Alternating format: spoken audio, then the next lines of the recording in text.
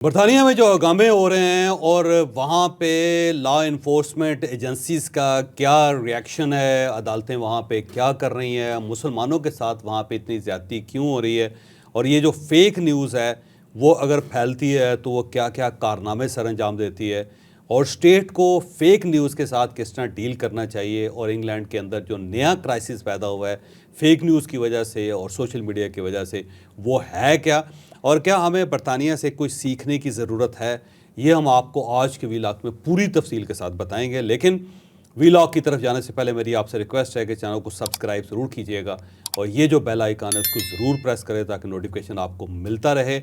और यही वो सपोर्ट है, यही वो फेवर है जो आप हमारी कर सकते हैं। अस्सलाम वालेकुम नाजरीन, मैं हूं फरूख अब्बास न्यूट्रल बाय जावेद चौधरी में। नाजरीन, सोशल मीडिया एक बहुत बड़ी पावर है, लेकिन इसका एक बहुत बड़ा साइड इफेक्ट भी है।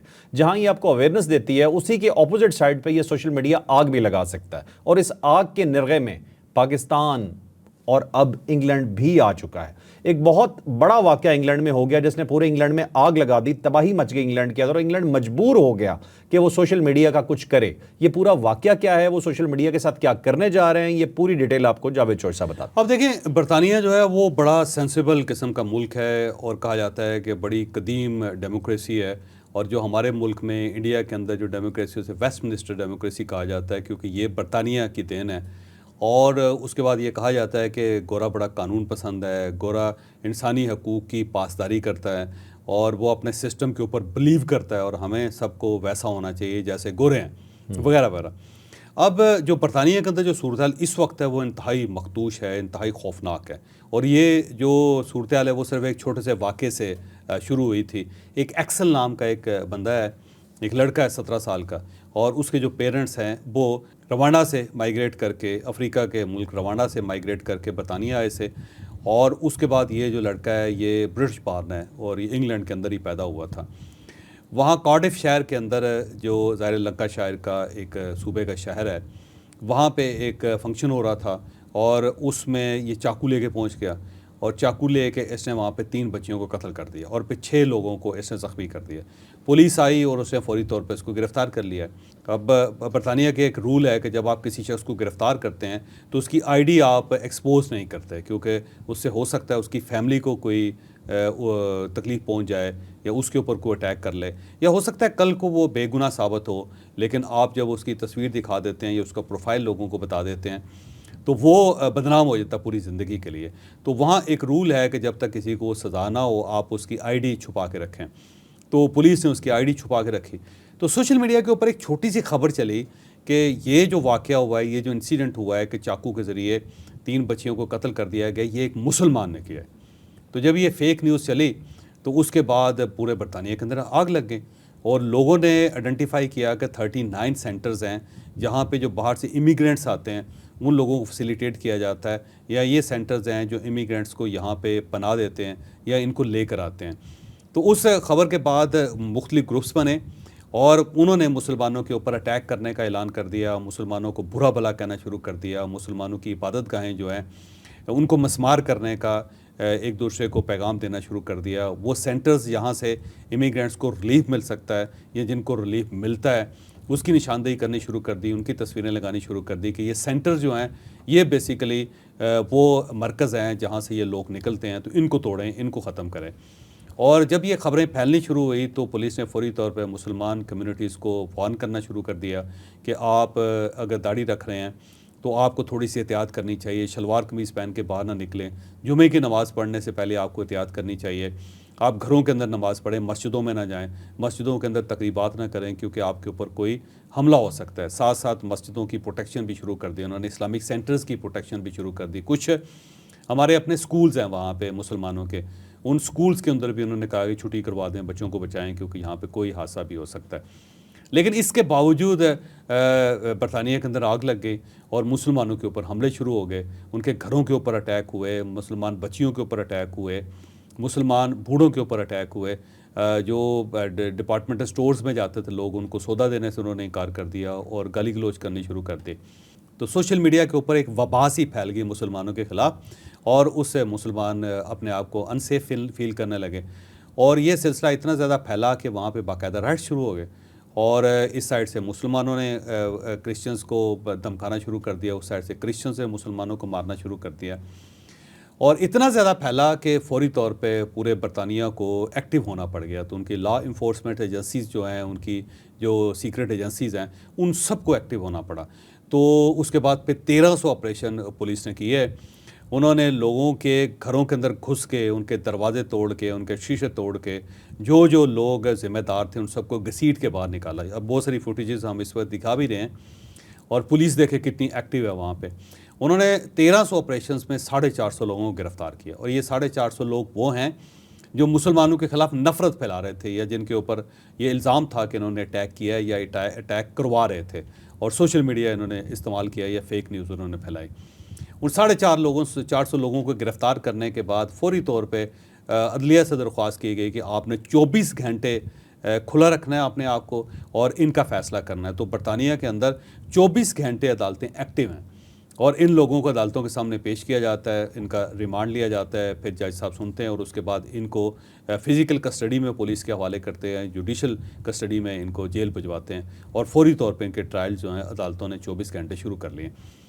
और उसके साथ साथ जो बरतानवी प्राइम मिनिस्टर है, जो बिल्कुल नया प्राइम मिनिस्टर है, उसने अपने सर पे हाथ मारना शुरू कर दिया और ये पूछना शुरू कर दिया कि ट्विटर क्या कर रहा है, ये एक्स क्या कर रहा है बरतानिया के साथ। और फिर वहाँ पे भी फायर वाल बनाने का फ़ौरन फैसला कर लिया गया और स्टेट ने ये फ़ैसला किया है कि आइंदा कोई चीज़ भी इस टाइप की जो लीक होगी तो उसको रोका जाएगा और जो शख्स फेक न्यूज़ फैलाएगा या नफ़रत को हवा देगा उसको स्टेट बड़े खौफनाक तरीके से निपटेगी उसके साथ और उसको कोई राहत नहीं दी जाएगी। तो वो चीज़ जो वो पिट स्यापा जो पाकिस्तान के अंदर था वो इस वक्त बरतानिया में पड़ा हुआ है। अब आप खुद अंदाज़ा लगाएं कि बरतानिया के अंदर इतनी सिविलाइज सोसाइटी, इतनी लेटेस्ट टेक्नोलॉजी के बावजूद वहाँ पे फेक न्यूज़ क्या कर रही है और उसका जो रिएक्शन है गवर्नमेंट का या स्टेट का वो आपके सामने है कि पुलिस ने लोगों के घरों में घुस के फेंटा लगाया बाकायदा उनको निकाल के और जिस तरह घसीट के लेके जा रहे थे। यहाँ पे पाकिस्तान में किसी एक के साथ ऐसा वाक़या हो जाए तो फौरी तौर पे हम मज़ीद फ़ेक न्यूज़ फैलाना शुरू कर देते हैं और यहाँ पे प्रोटेस्ट शुरू हो जाते हैं। लेकिन वहाँ पे जिसको कुस्कना कहता है ना, उन्होंने किसी को कुस्कना नहीं दिया, उसको किसी को उसने खारिश नहीं करने दी किसी बंदे को। पुलिस आई और दरवाजे तोड़ के बाद लोग रोते पीटते रह गए, औरतें रोती पीटती रह गई, बच्चे रोते पीटते रह गए, लेकिन उन्होंने सबको लिटा के और जो मुजरिम था उसको घसीट के बाहर लेके उसको ठुडे मारते हुए लेके गए। और किसी जगह कोई एहतजाज नहीं हुआ कि जी इनके भी कोई इंसानी हकूक़ हैं, आप इनका भी ख्याल रखें। कोई किसी जगह स्टेट ने किसी के हक़ का ख्याल नहीं रखा, ना इंसानी हकूक़ का ख्याल रखा। और उसके बाद अदालतें बाकायदा 24 घंटे से खुली हुई हैं वहाँ पे और जब भी आप किसी मुजरम को लेके जाते हैं तो वहाँ पे जज अवेलेबल होता है। अब पाकिस्तान के साथ कंपेयर करें तो 9 मई का वाक़या इससे मिलता जुलता वाक़या था, बल्कि इसकी तो इंटेंसिटी बहुत ज़्यादा है क्योंकि उनमें से किसी ने किसी मिलिट्री इंस्टॉलेशन पे हमला नहीं किया अभी तक। ना वो किसी कैंट के अंदर दाखिल हुआ है, ना किसी कोर कमांडर का घर तोड़ा, ना GHQ के सामने उन्होंने कोई पेट्रोल बम फेंकने की कोशिश की, ना उन्होंने सोशल मीडिया पे स्टेट के ख़िलाफ़ नफ़रत फैलाई, उन्होंने सिर्फ एक कम्युनिटी के ख़िलाफ़ नफ़रत फैलाई। तो जो यहाँ पे हुआ था वाक़या उससे बड़ा रिएक्शन होना चाहिए था बरतानिया से के लिहाज से, लेकिन हम सबको हमदर्दी है उन सब के साथ कि 9 मई के ज़िम्मेदार ये नहीं है और ये बहकावे में आ गए थे। और बल्कि इमरान खान साहब और पाकिस्तान तहरीक इंसाफ ये कह रही है कि ये हमारे लोग ही नहीं हैं, ये स्टेट खुद लेके आई थी लोग कि आएँ आप हमारी प्रॉपर्टीज़ को डैमेज करें, आप हमारे मुंह पे कालक मल दें, आप ये बता दें कि पाकिस्तान इतना कमज़ोर मुल्क है कि वहाँ पे मिलिट्री इंस्टॉलेशन के ऊपर भी हमला हो सकता है, आप हमारी बेइज्जती करें ताकि फिर हम इमरान खान साहब को सज़ा दे सकें। तो ये अजीब सी बात है वैसे कि स्टेट ने खुद ही फैसला कर लिया कि हमें ये बिल्कुल ऐसे जैसे आज भी एक थ्योरी है कि जो ट्विन टावर थे अमेरिका के वो अमेरिका ने खुद गिरा लिए थे कि वही इतनी ज़्यादा तबाही आ गई अमेरिका की, इतना ज़्यादा डिफेंस बजट उनका लग गया और इतनी बेइज्जती हुई पूरी दुनिया में कि सुपर पावर है, कैसी सुपर पावर है जो जहाज़ों को कंट्रोल नहीं कर पाती, जो अपने ट्विन टावर नहीं बचा पाती। और वो हम ये कहते हैं कि उन्होंने खुद ही कर लिए, यानी उन्होंने अपने मुंह पे खुद ही थप्पड़ मार लिए। तो अमेरिका को क्या फ़ायदा हुआ? तो बिल्कुल इसी तरह हम ये कहते थे कि अफवाज पाकिस्तान ने खुद ही कर लिया कि अपनी बेइज्जती करवा ले। तो ये कैसे मुमकिन है?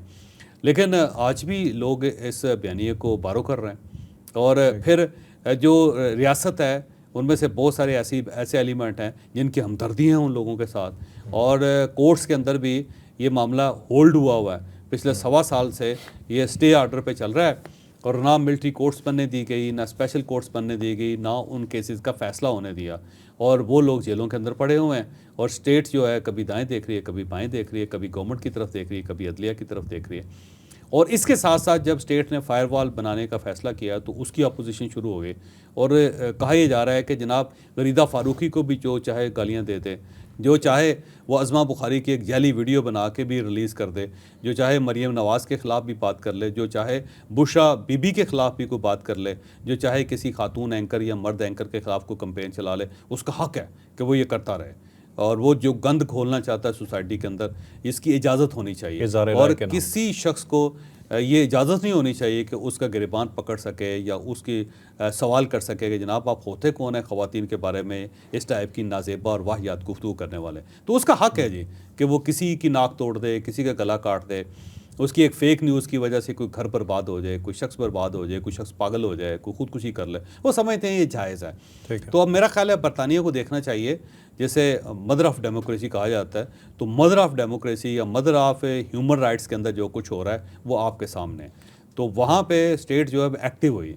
तो मेरा ख्याल है उस चीज़ को देख के हमारी अदालतों को भी चाहिए कि वो एक्टिव हों, और हमारी पुलिस या हमारी लॉ इन्फोर्समेंट एजेंसी जो उनको भी ये इख्तियार मिलना चाहिए कि जो ये गलती करे उसको फेंटा लगा के वहाँ लेके जाएं और उसको करार वाकई सज़ा मिलनी चाहिए ताकि कोई शख्स इस टाइप की गलती ना कर सके।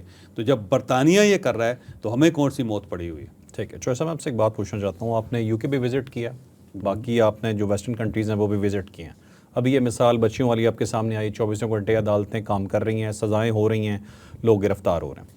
पाकिस्तान पे आते हैं, इमरान खान साहब कहते हैं मेरे 16 बंदे मारे गए, आज तक उनकी लिस्ट या फहरिस्त सामने नहीं दे सके। 197 बंदों की डेथ की खबर चलती है बन्नू में जो कभी कंफर्म नहीं होती, लेकिन आग लग जाती है, लोग बाहर आ जाते हैं, पूरा पाकिस्तान समझता है पता नहीं क्या हो गया। ये सारी जितने सर्कमस्टांसेस मैंने आपको बताए हैं, आपके याददाश्त में आता है किसी को सज़ा मिली हो? नहीं, पाकिस्तान के अंदर सज़ा अभी तक तो नहीं मिली। वैसे FIA के सिस्टम भी बड़े ढीले हैं और वो बंदे को आइडेंटिफाई करते हैं, गिरफ़्तार भी करते हैं, लेकिन उसके बाद छूट जाता है। अब रऊफ़ हसन आपके सामने उसकी मिसाल है। फिर ये आलिया हमज़ा, मेरा ख़्याल है ख़वातीन के साथ हमें रियायत करनी चाहिए सोसाइटी में, और अगर वो मुजरिम थी तो उनको सज़ा होनी चाहिए थी, और अगर नहीं थी तो फिर उनको जल्दी छोड़ देते। सनम जावेद साहिबा की वीडियो सबके पास हैं लेकिन सज़ा नहीं हो सकी उनको कोई। तो ये चीज़ें जो है ना, मेरा ख़्याल है हमें किसी न किसी जगह अपने आप को रोकना पड़ेगा। ये नहीं है कि कोई भी शख्स आता है वो अपना मोबाइल फ़ोन ऑन करता है और एक फ़ेक न्यूज़ दे के ऐसी को परेशानी फैलाता है सोसाइटी के अंदर कि लोग पागल हो जाते हैं, और बाद में पता चलता है कि ये तो वाक़या हुआ ही नहीं, या हुआ था को 5 साल पहले वाक़या हुआ था, आज उसकी वीडियो रिलीज़ कर दी और उसके बाद पूरी सोसाइटी के अंदर इस तरह फैला दिया। तो ये नहीं होना चाहिए। स्टेट को बहरहाल एक्टिव होना पड़ेगा, और एक्टिव हो के इस टाइप के जो लोग हैं जो इंतशार फैला रहे हैं पाकिस्तान के अंदर, उन सब का कला कमा करना पड़ेगा, उन सबको रोकना पड़ेगा। वैसे स्टेट इस तरह नहीं चल सकेगी फ़र्क। ठीक ठीक। नाज़रीन, आपने वीलॉग देखा, बहुत शुक्रिया आपका। सवालात का सिलसिला अपना जारी रखिएगा, और एक चीज़ याद रखिएगा, सज़ा और जज़ा के तसव्वुर के बगैर मुआशरे ख़त्म हो जाते हैं। लाइक शेयर सब्सक्राइब, इजाज़त दीजिए, अल्लाह हाफ़िज़।